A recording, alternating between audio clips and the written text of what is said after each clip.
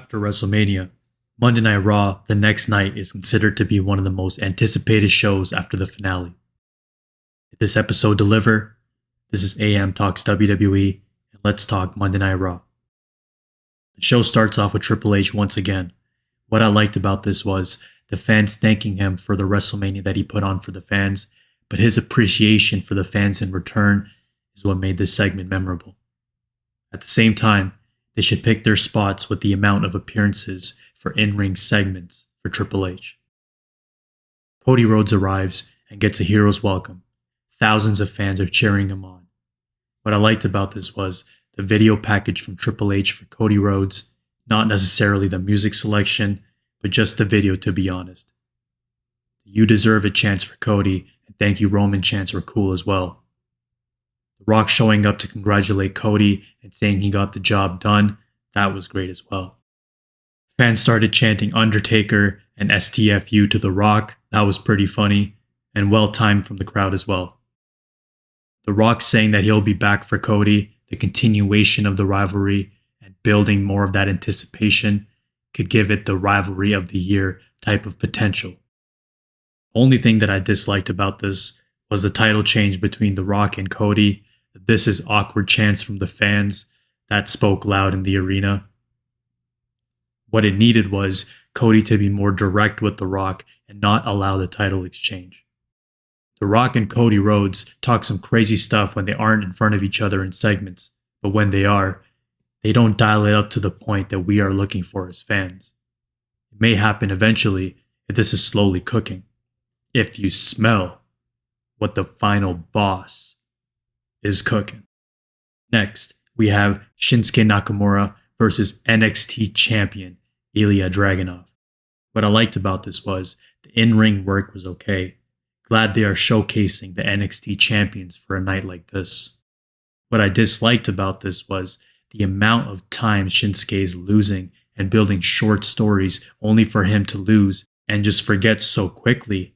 Winner of this match, NXT champion Ilya Dragunov. Next, we have Judgment Day versus Awesome Truth in the eventual 6-man tag surprise appearance. What I liked about this was I found it to be pretty comedic and lighthearted at the same time. The eventual appearance of John Cena was fun, and I'm glad to see him in the ring with R-Truth and The Miz. The in-ring work was okay, but it was more about the energy of this match. Nothing to dislike or change. Glad it wasn't one of those random 6-man tag matches in those previous years. Winners of this match, Awesome Truth, along with John Cena.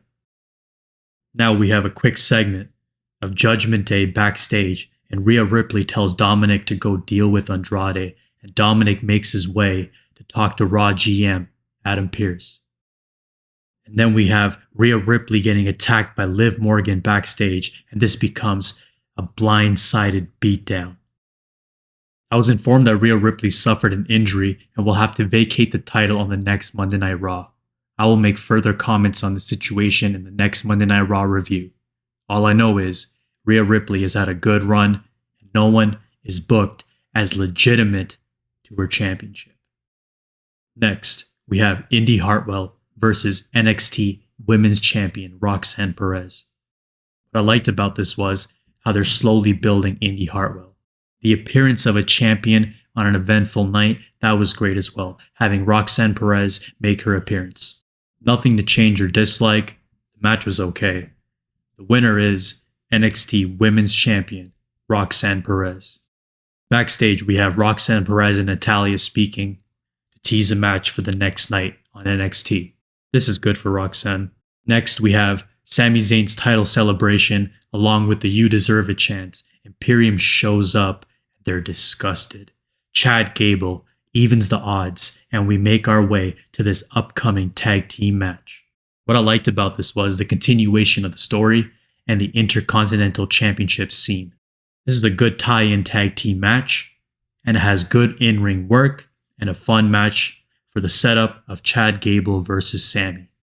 Nothing to change or dislike, the match was okay. The winners are your Intercontinental Champion Sami Zayn and Chad Gable.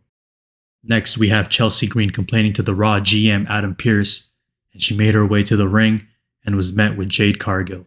What I liked about this was the match was quick and Jade brought energy. What I didn't like about this was Jade needs to find a new rivalry eventually, and these quick matches are something we know that she's capable of, but we want to see something new. Backstage, we have Sami Zayn thanking Chad Gable for his help. Sami Zayn knows that Chad Gable wants a match eventually. So on the next Monday Night Raw in Montreal, we will see the Intercontinental Championship match between Sami Zayn and Chad Gable. Next, we have Drew McIntyre making his way to the ring to talk about how his moment was ended in short minutes. The fans laugh, and Drew McIntyre says his moment is longer than most people would last. I found that pretty funny, and Drew continuing to build this new version of him, that was great as well. It was even more funny when Drew McIntyre compared Damian Priest to a knockoff version of The Undertaker, but in a way to question his manhood. This segment felt strong and to the point right before the match to determine the number one contender for Damian Priest's World Heavyweight Championship. Next, we have the World Heavyweight Championship number one contender fatal four-way match between Drew McIntyre, Jey Uso, Bronson Reed, and Ricochet. What I liked about this was the energy and the pace of this match. Usually fatal four-way matches have that going on for them for the most part. The high-flying spots and the competitive nature of the in-ring work, that was great as well. Jey Uso's splash to Drew McIntyre to end this match, the 1, 2, 3. Nothing to really change or dislike, although I'm interested to see what they will do with Drew McIntyre since he lost in this match.